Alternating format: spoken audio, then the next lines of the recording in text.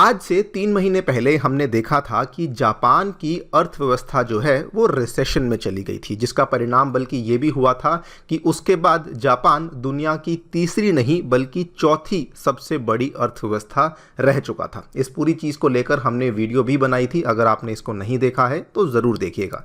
लेकिन it seems like Japan का जो बुरा वक्त है वो यहाँ पे ख़त्म ही नहीं हो रहा है, बिकॉज जो लेटेस्ट उनकी जीडीपी को लेकर आंकड़े सामने आए हैं उसमें देखने को मिला है कि उनकी जीडीपी में फिर से उनको 0.5% की गिरावट देखने को मिली है। ये जो आंकड़े सामने आए हैं ये इस कैलेंडर ईयर के Q1 के आंकड़े हैं, यानी कि जनवरी फरवरी मार्च महीने के जो 3 महीने का क्वार्टर है उसके आंकड़े बताए गए हैं। और यहाँ पर भी जापान को 0.5% की कंट्रैक्शन देखने को मिली है।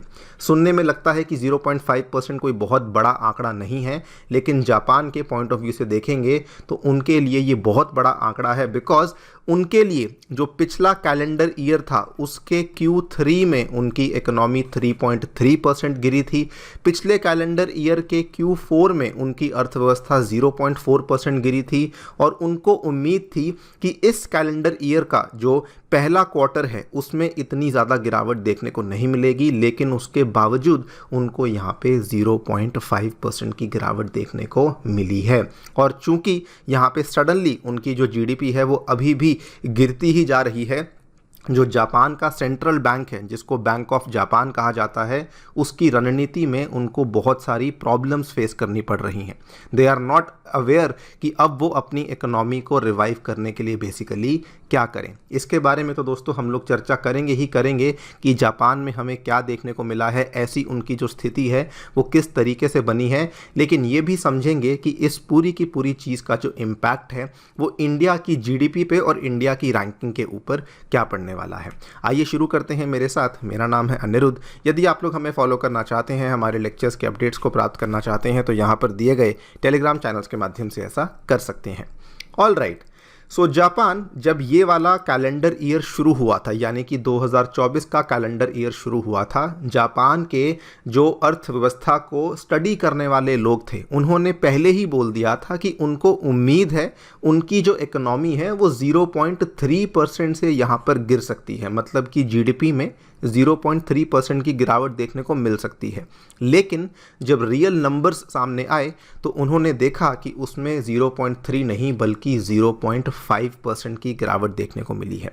और अगर आप ये वाला जो कैलेंडर ईयर के पहले क्वार्टर की पिछले साल के कैलेंडर ईयर के पहले क्वार्टर के साथ तुलना करें तो उस समय जो उनकी जीडीपी थी वहाँ पर भी उनको 2% की गिरावट देखने को मिली थी। मतलब कि ईयर ऑन ईयर भी अगर आप देखते हैं तो यहाँ पर बहुत ज़्यादा अच्छे हालात देखने को नहीं मिले हैं। ओवरऑल जापान की जीडीपी में हमें गिरावट देखने को मिल ही रही है। And like I said earlier, even though सुनने में लगता है कि 0.5% बहुत बड़ा आंकड़ा नहीं है, लेकिन दोस्तों जापान के लिए बहुत बड़ा आंकड़ा बन जाता है, बिकॉज पिछले कैलेंडर ईयर की जो आखिरी दोनों तिमाहियां थी Q3 एंड Q4, उन दोनों में भी जापान की जो जीडीपी है वो लगातार कॉन्ट्रैक्ट ही करती जा रही थी, पहले 3.3% से, उसके बाद 0.4% से। और इसी का बल्कि परिणाम ये हुआ था कि जापान जो है वो रिसेशन में चला गया था, जिसके चलते उसने अपना जो दुनिया की 3rd लार्जेस्ट इकोनॉमी का खिताब है वो भी यहाँ पे जर्मनी को खो दिया था। कहानी केवल यहाँ पे समाप्त नहीं होती। दूसरे अगर मैट्रिक्स की बात करें तो वहाँ पर भी जापान अच्छा परफॉर्म नहीं कर रहा है। एक्सपोर्ट्स में भी उनको गिरावट देखने को मिली है और इवन इंपोर्ट्स में भी उनको लगभग 3.5% की गिरावट देखने को मिली है, जिसके मायने बेसिकली ये हैं कि जापान में ना तो डिमांड पिकअप कर पा रही है और ना ही जापान में कंजम्पशन पिकअप कर पा रही है। नाउ ये पूरी की पूरी जो यहाँ पे स्थिति बन चुकी है, इसकी वजह से जापान का जो सेंट्रल बैंक है, that is the bank of Japan, उसको बहुत ज़्यादा दुविधा फेस करनी पड़ रही है। बेसिकली जापान एक ऐसी इकोनॉमी थी जिसमें कि पिछले लगभग 10-20 सालों से हमें ग्रोथ स्टैग्नेंट देखने को मिल रही थी, लेकिन इन्फ्लेशन भी ज़ीरो देखने को मिल रही थी। बैंक ऑफ जापान चाहता था कि किसी भी तरीके उनकी कंट्री में इन्फ्लेशन बढ़ सके। ये काफ़ी अलग ट्रेंड है जो कि हमें पूरी दुनिया दुनिया में देखने को नहीं मिल रहा था, लेकिन ये चाहते थे कि कैसे भी करके उनकी कंट्री में इन्फ्लेशन बढ़ सके, जिसको काउंटर करने के लिए वो लोग रेट हाइक लेकर आएंगे सो दैट वो लोग इन्फ्लेशन को कम कर सकें। But at the same time उनकी ये उम्मीद थी कि अगर हम लोग रेट हाइक लेकर आएंगे तो जीडीपी की ग्रोथ यहाँ पर हो सकती है। लेकिन चूंकि यहाँ पर उनको इन्फ्लेशन भी देखने को नहीं मिल रही, चूंकि यहाँ पर उनको जीडीपी में भी कॉन्ट्रैक्शन देखने को मिल रही है, सो वो एक तरीके से बहुत ज़्यादा कंफ्यूज हो चुके हैं। उनकी कंफ्यूजन देखिए, मान लीजिए वो यहाँ पे रेट को हाइक कर देते हैं, मैं रेपो रेट की बात कर रहा हूँ, अगर वो उसको बढ़ा देते हैं तो उस केस में क्या होगा कि वो बेसिकली इकोनॉमी में से पैसे को और ज़्यादा निकालना शुरू करेंगे, जिससे कि उनका जो जीडीपी ग्रोथ रेट है वो नीचे आना शुरू हो जाएगा। अगर वो रेपो रेट को यहाँ पे कम कर देते हैं तो उसमें उनको और बड़ी प्रॉब्लम होगी। उस केस में जो जापानीज़ करेंसी है वो मार्केट में और ज़्यादा बढ़ जाएगी, और यही प्रॉब्लम उनको यहाँ पर फेस करनी पड़ रही है कि आखिरकार किया जाए तो क्या किया जाए, बिकॉज दोनों साइड ही हम लोग यहाँ पर फंस चुके हैं। और ओवरऑल अगर आप देखें तो जापान की जो करेंसी है उसकी भी हालत बहुत ज़्यादा बिगड़ चुकी है।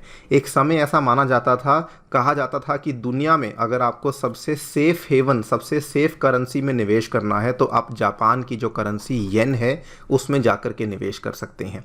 लेकिन जापान की जो करेंसी येन है वो भी लगातार पिछले 3 सालों से गिरती ही जा रही है। यहाँ पर आप देखिए United states dollar versus Japanese yen, अगर आप ध्यान से देखेंगे तो स्पेशली जब से रशिया यूक्रेन की प्रॉब्लम्स शुरू हुई हैं उसके बाद से लेकर के आपका यूएस डॉलर मजबूत होता गया है, यानी कि जो जापानीज येन है वो बहुत ज़्यादा गिर चुका है। अगर मैं आपको केवल इसी साल की भी बात करूं तो इस साल में भी आप लोग देख सकते हैं कि जापानीज येन में with respect to US dollar almost 9% की गिरावट देखने को मिल चुकी है। सो ओवरऑल हम यहाँ पे देख रहे हैं कि एक तरफ उनकी जीडीपी भी अच्छी परफॉर्म नहीं कर पा रही है, दूसरी तरफ उनकी जो करेंसी है वो भी यहाँ पर गिरती जा रही है। क्योंकि करेंसी की भी वैल्यू कम हो रही है, वहाँ पर जो प्राइवेट कंजम्पशन है वो भी ऑब्वियसली गिर रही है। आपके हाथ में जो पैसा है अगर उसकी वैल्यू ही कम होती रहेगी तो आप उसको खर्च नहीं करोगे, आप उसको बचाने की कोशिश करोगे, और वही चीज़ यहाँ पे देखने को मिल रही है। प्लस अगर आप देखें जापान एक डेमोग्राफिक क्राइसिस से भी गुजर रहा है, बिकॉज उनकी जो आबादी है वो बहुत ज़्यादा एक बूढ़ी आबादी हो चुकी है, जिसकी वजह से जीडीपी में ग्रोथ देखने को नहीं मिल रही है। Because of all these factors अब कहा जा रहा है कि जापान की इकोनॉमी में फर्दर आगे बढ़ते हुए भी उनकी जीडीपी या तो स्टैग्नेट करेगी या उनकी जीडीपी और भी ज़्यादा कॉन्ट्रैक्ट कर सकती है।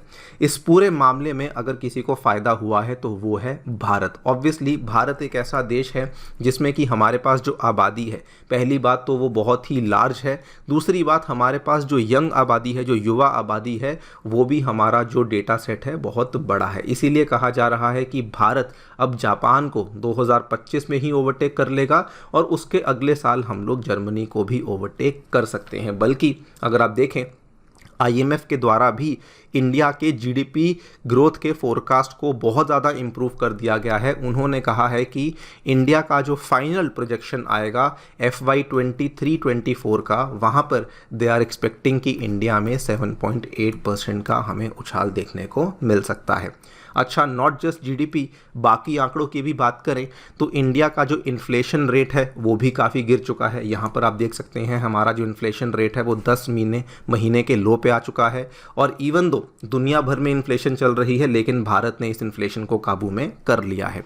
साथ में हमारे एक्सपोर्ट्स में भी हमें अच्छी बढ़त देखने को मिल रही है। सो ओवरऑल अगर आप सारे मैट्रिक्स की बात करें, जहाँ जहाँ पे जापान खराब परफॉर्म कर रहा है वहीं वहीं पे भारत के द्वारा एक बहुत ही शानदार परफॉर्मेंस शोकेस करी जा रही है। इसी बेसिस पे कहा जा रहा है कि इसी साल के एंड तक हम लोग देख पाएंगे कि इंडिया नंबर 4 पे आ जाएगा और जापान स्लिप करते करते नंबर 5 पर आ सकता है। देखते हैं क्या होगा। We will have to wait for the official data जो कि जल्दी ही सामने आने वाला है। लेकिन आपकी इसको लेकर क्या राय है हमें ज़रूर बताएं कमेंट सेक्शन में। जाने से पहले दोस्तों बताना चाहूँगा कि अनअकैडमी के लर्नर्स ने 2023 के एग्जामिनेशन में भी बहुत ही शानदार परफॉर्मेंस करके दिखाया है। टॉप 10 में 4 लर्नर्स, पूरी लिस्ट में 315 से भी अधिक लर्नर्स अनअकैडमी के साथ जुड़े हुए थे। अगर आप भी अपनी तैयारी हमारे साथ जुड़कर शुरू करना चाहते हैं तो हमारे सेंटर्स नई दिल्ली के करोल बाग में, मुखर्जी नगर में, उत्तर प्रदेश के प्रयागराज में आ चुके हैं। इन सेंटर्स में फाउंडेशन कोर्सेज के साथ साथ CSAT, essay writing, current affairs coverage, 1:1 mentorship, सभी चीज़ें अवेलेबल करवाई जाती हैं। फिर भी कोई डाउट है, सेंटर को विजिट कर सकते हैं या फिर नीचे दिए गए फ़ोन नंबर्स पे जा करके फ़ोन भी कर सकते हैं। Thank you so much for listening, stay tuned and stay